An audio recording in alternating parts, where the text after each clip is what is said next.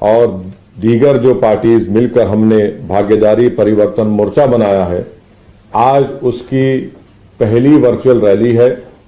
आने वाले विधानसभा के चुनाव के लिए वर्चुअल रैली पहले की जा रही है ताकि 10 फरवरी के दिन जो MIM पार्टी के जिम्मेदार हैं, वो जो कैंडिडेट हैं, आप उनके हक में अपने वोट का इस्तेमाल करिए।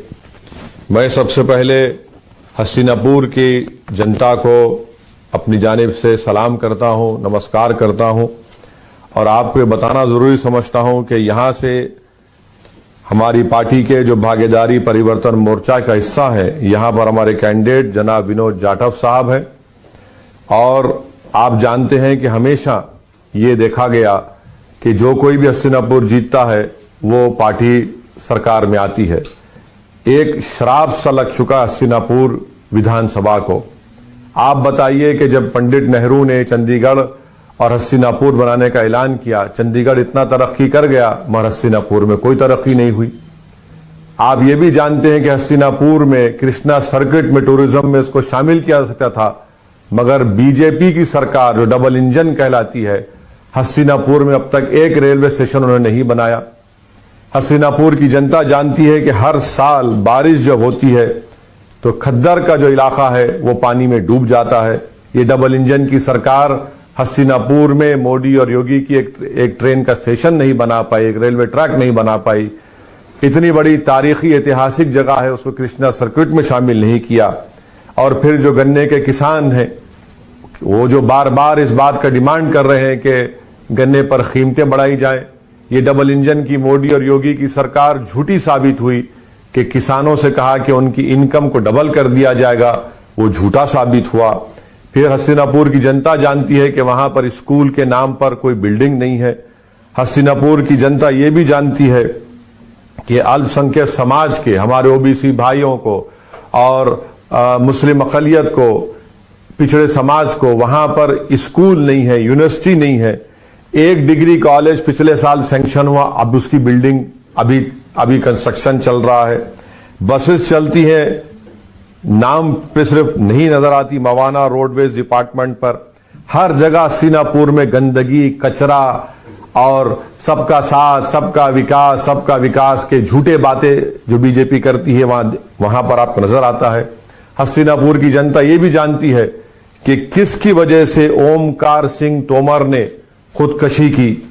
हस्तिनापुर की जनता जानती है कि जो बीजेपी के जिम्मेदारों की वजह से ओमकार सिंह तोमर ने खुदकशी की। हस्तिनापुर की जनता वो भी जानती है कि किससे कहा गया था कि 15 लाख रुपए दो वरना तुमको एसिड डालने के केस में तुमको गिरफ्तार कर दिया जाएगा।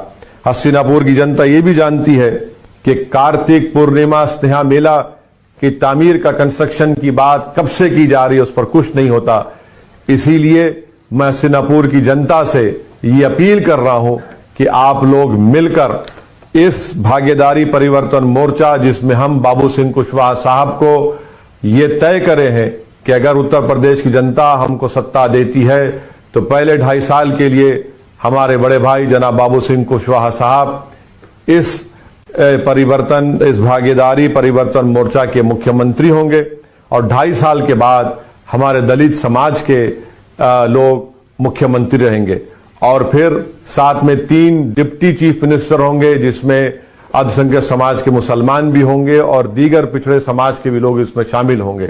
मैं अब साहिबाबाद विधानसभा के जनता से अपील करूंगा कि यहां पर जो भागीदारी परिवर्तन मोर्चा के कैंडिडेट हैं पंडित मनमोहन झा, आप इनके हक में अपने वोट का इस्तेमाल करिए, जिनका सिंबल इंतखाबी निशान पतंग का है। साहिबाबाद असेंबली कॉन्स्टिट्यूंसी में आप जानते हैं कि लाखों की तादाद में हमारे पूर्वांचली भाई रहते हैं। वो मेरी बात से एग्री करेंगे, वो मेरी बात को मानेंगे कि वहां पर एक गवर्नमेंट हॉस्पिटल नहीं है। जब कोविड में लोग साहिबाबाद में हमारे पूर्वांचल के भाई बहन ऑक्सीजन अस्पताल के लिए तड़प रहे थे, तो वहां का बीजेपी का मौजूदा विधायक कहीं पर नजर नहीं आया। अब तक एक अस्पताल वहां पर नहीं बना। आप ये भी जानते हैं कि सिर्फ मेट्रो में नोएडा सेक्टर 62 में सिर्फ 2 पिल्लर डाले गए और साहिबाबाद की जनता के लिए कोई ट्रांसपोर्ट का इंतजाम नहीं है। बेरोजगारी साहिबाबाद और हस्तिनापुर और उत्तर प्रदेश के नौजवानों का मुकद्दर बनकर रह गया। ये डबल इंजन की बीजेपी, योगी और मोदी की सरकार ने उत्तर प्रदेश के नौजवानों को ठगा है। खास तौर से पिछड़ा समाज के नौजवानों को कोई रोजगार नहीं दिया। पीने का पानी, खास तौर से साहिबाबाद में खोड़ा जैसे इलाके में साफ पीने का पानी उनको नहीं मिलता। तो ये तमाम मसाइल हैं। इसलिए मैं हस्तिनापुर और साहिबाबाद की जनता से अपील करूंगा कि 10 फरवरी के दिन पतंग के निशान पर बटन दबाइए।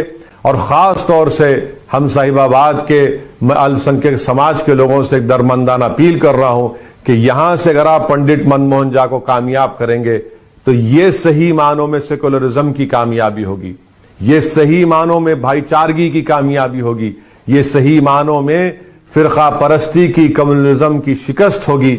इस चीज के लिए हमको काम करना है और इसीलिए हम तमाम लोग मिलकर आए हैं। और मेरी आपसे अपील है कि 10 फरवरी के दिन आप वोट डालें इस भागीदारी परिवर्तन मोर्चा के लिए। और पहले मुख्यमंत्री इसके जनाब बाबू सिंह कुशवाहा साहब को, बाबूजी को बनाइए। जनाब वामन मिश्रा साहब भी इसका हिस्सा हैं, दीगर 2 पार्टीज भी इसमें शामिल हैं। आज आप देख रहे हैं कि बीजेपी और समाजवादी पार्टी नहीं है बल्कि 2 मशीन बन चुकी हैं। अगर उस मशीन में किसी को डाल दिया जाएगा, कोई क्रिमिनल होगा तो बीजेपी में चला जाएगा तो साफ सुथरा हो जाएगा, और अगर समाजवादी पार्टी के मशीन में किसी को डाल दिया जाएगा तो सेकुलर हो जाएगा। आप बताइए कि आरएसएस से ताल्लुक रखने वाले लोगों को समाजवादी हसनपुर से अपना टिकट देती है। सुनील सिंह नामी शख्स जिसने क्या क्या कहा था कि अगर योगी को मुख्यमंत्री बनाया जाएगा तो बीजेपी के दफ्तर में कपड़े धोऊंगा, प्लेट्स धोऊंगा, आज वो समाजवादी पार्टी में शामिल हो चुका है। इसीलिए इन लोगों की इन दोगली पॉलिसी को, इनके इन झूठे वादों को आपने पहले भी आजमा चुके हैं। एक नया विकल्प के तौर पर आपके सामने ये कमजोर लोग मिलकर आए हैं। आप इन कमजोरों को ताकत बख्शिए ताकि आपको ताकत मिले, आपको इंसाफ मिले, नौजवानों को उनका हिस्सा मिले। जैसा कि अभी बाबू सिंह कुशवाहा साहब ने कहा कि जिसकी जितनी आबादी उसकी उतना हिस्सेदारी। ये पूरी लड़ाई हिस्से की है और हिस्सेदारी की लड़ाई में हम हस्तिनापुर, साहिबाबाद, बल्कि पूरे उत्तर प्रदेश की जनता से अपील कर रहे हैं कि आइए अपना हिस्सा लीजिए। बीजेपी आपको हिस्सा नहीं देगी। हिंदुत्व के नाम पर आपको वोट लिया और ठाकुर राज आपको मिला। वहीं पर समाजवाद और सेकुलरिज्म के नाम पर आपने सपा का साथ दिया, आपको क्या मिला? सिर्फ एक तबके का, एक बरादरी का, एक जात का आपको उनको फायदा मिला। तो आज आप अगर इस भागीदारी परिवर्तन मोर्चा के हक में अपने वोट का इस्तेमाल करेंगे तो मैं आपको यकीन दिला रहा हूं कि सही मानों में तमाम कमजोरों को उनका हिस्सा मिलेगा, उनको इज्जत मिलेगी, डिग्निटी मिलेगी। यही चंद बातें मुझे आप तक कहना था। 10 फरवरी के दिन मेरी फिर से साहिबाबाद और हस्तिनापुर की जनता से अपील है कि पतंग के निशान पर बटन दबाकर आप अपने हिस्से की लड़ाई लड़िए, अपना हिस्सा हासिल करिए ताकि उत्तर प्रदेश में एक इनकलाब बरपा हो, उत्तर प्रदेश में कमजोरों को एक ताकत मिले और उनको इज्जत मिले। यही हमारी आप तमाम से अपील है। बहुत बहुत शुक्रिया।